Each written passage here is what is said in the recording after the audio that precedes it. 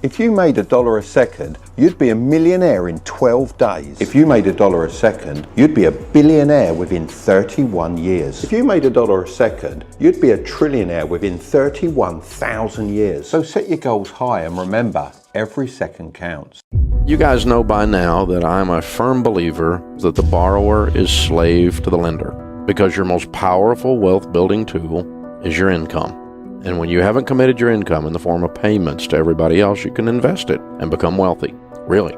The average car payment in America today is $503. That's just cray-cray. That's nutty. If you invest $500 in a decent growth stock mutual fund from age 30 to age 70, you'll have over $5 million. That one thing will make you worth $5 million. Isn't that amazing? And so I've become known for getting people out of debt, and it changes your life. It changes your family tree. It changes your retirement. You retire with dignity.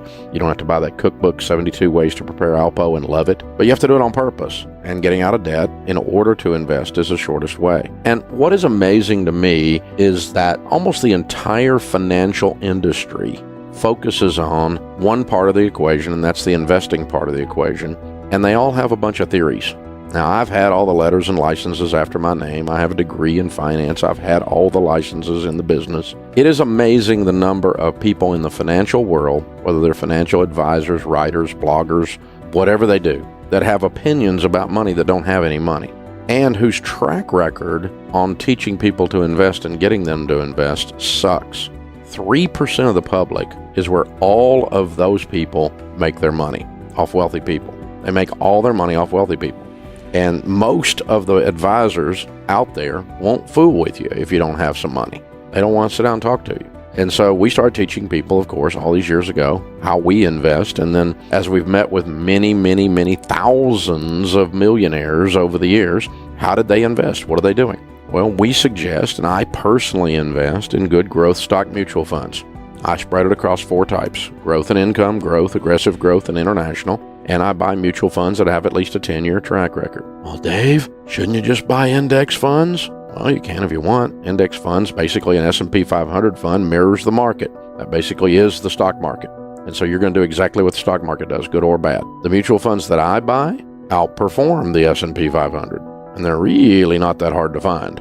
A lot of mutual funds don't outperform the S&P 500. So if you're going to buy that, well, that'd be dumb. Just buy an S&P 500. But I buy mutual funds that outperform the S&P 500, and my portfolio mix that I just outlined is pretty much always beats the market because I buy funds that outperform the market. It's not that hard to do. You open up the prospectus, and there's 2 little lines on the graph. One of them is the S&P 500. If the mutual fund you're looking at, if that line is below that S&P 500 line, don't buy that fund. Duh.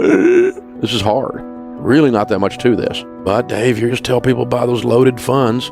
Yeah, they'll pay a commission. That's fine. Have somebody in your life helping you do the investing. All the data says that you'll continue to invest doing that. But when you're out there by yourself with all your theories and some idiot newscaster comes on the evening news predicting the end of the world, what do? You cash out all your mutual funds at exactly the wrong time because you don't have anybody in your corner saying, don't jump, don't jump. Instead, you're just out there with your own emotions and the newscaster, and that's how you pick out when you jump in or out of the market, and that's just dumb. So all the data says a decent portfolio of good performing mutual funds wins.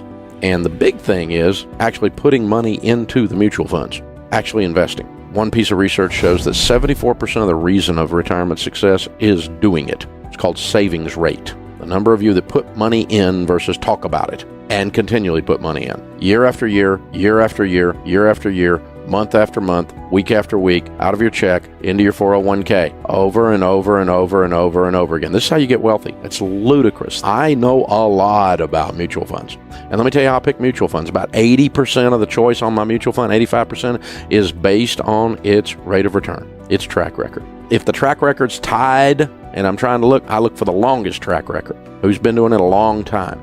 I like neighborhoods with big oak trees when I'm buying real estate. You see what I'm saying? I like a long track record, something stable. I don't like risk.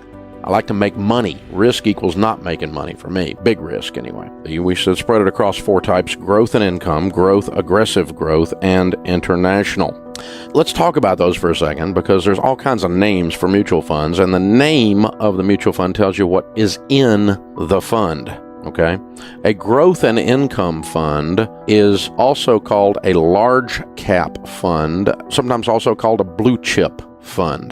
Now, the blue chip is the most expensive chip on the poker table, so that means these are big companies in this. Large cap is short for large capitalization. Large capitalization means these are large companies. And so your growth and income funds are large companies. Boring. Of the 4 types of mutual funds that I put money into and I recommend, this is the calmest. If you were to chart this volatility on this fund versus the stock market, you would see it's a lot calmer than the market.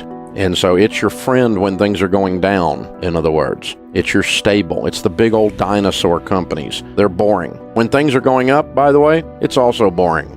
It's not exciting when things are going up. It's a downer. You look at that thing going, why is it not doing well when the rest of the market's going up? Because it goes slower than the market up and slower than the market down, because this is stable land. A growth fund is right in the middle. The S&P 500 index fund would be considered a growth fund. A growth fund is companies that are growing. They're kind of medium-sized companies, so you might hear it called mid-cap fund. These are just standard growth stock mutual funds. There's a whole lot of these out there. Ton of funds that fall in this area. The idea is pretty simple. The growth fund, that's kind of right there in the middle. You want something in the middle. It's pretty much going to do about what the market does in terms of volatility, but you can get mutual funds that are growth stock mutual funds that outperform the S&P 500. You can even get growth and income funds, even though they're not as volatile, that outperform the S&P 500.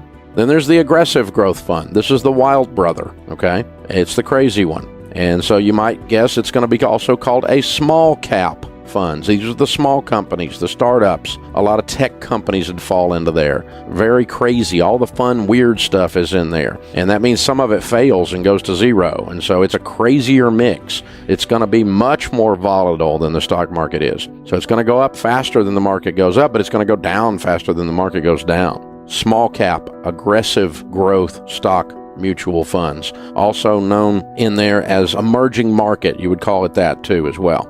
International funds means that the stocks in it are overseas companies. They're not American companies. It has a kissing cousin called a global fund. If you think of a globe, what is it? It's everything. So that would have international and U.S. companies in a global fund, and it would be a cousin to an international. By the way, American companies generally outperform other international companies by and large as a group, and so your international fund will be your worst performing of the 4 over the last several decades. And a global fund will outperform an international fund because you put some spice in there, you put some American companies in there usually, and so they're a little bit better. But at least you got some stuff overseas. You're not 100% betting on the American economy. Not that I'm anti-American. I am not. This is not a patriotic thing. This is a diversification thing. And so, you want to have some BMW and some Mercedes in there. You want to have some LG and some other stuff. Even though some of those things are made stateside, those are foreign companies. And so you look for companies that are overseas based, could be a French company, could be whatever, that are in an international fund. And then you spread your investing across those 4 types. Very simple here. The thing is, do it. That's the thing. Everybody talks and talks and talks and talks and talks about investing. The problem is nobody does it. People we talk to on the Millionaire Theme Hour that are millionaires, you know how they got to be millionaires? They did it. And they never, when I ask them how they became millionaires, they never say, oh man, I hit the home run. They never say that because it never happens. Oh, Dave, I hit the home run. I got this mutual fund that went straight up and I made all my money in one good buy. My golfing buddy gave me a stock tip. I don't meet millionaires that did that. I hear stories about it, but a golfing buddy with a stock tip is like a golfing buddy with a fishing story, the one that got away. I mean, it's just everybody's got an opinion and it's all a bunch of crap. And so you just have to really stop and go slow and steady. Actually investing is the way. It's the way. It's the only way to go. So growth and income, growth, aggressive growth, international. Don't chase the returns. Do not invest money in things you do not understand. People get ripped off when they invest money in things that someone told them is good and they trusted the person instead of knowing what the flip they were doing. All these athletes you read about, the NFL stars, and they lost $10 million or they made $100 million and it's all gone. And, you know how they lose their money? Because they give it to someone else to handle and they don't even look at it. And then they're shocked to find out that person was a crook. That's how you lose your money. It's your money, just like it's your kids. which means you have to make it behave. Just like you have to make your kids behave. You have to do that. If you want good kids, that's how it's going to happen. If you want money, that's how it's going to happen.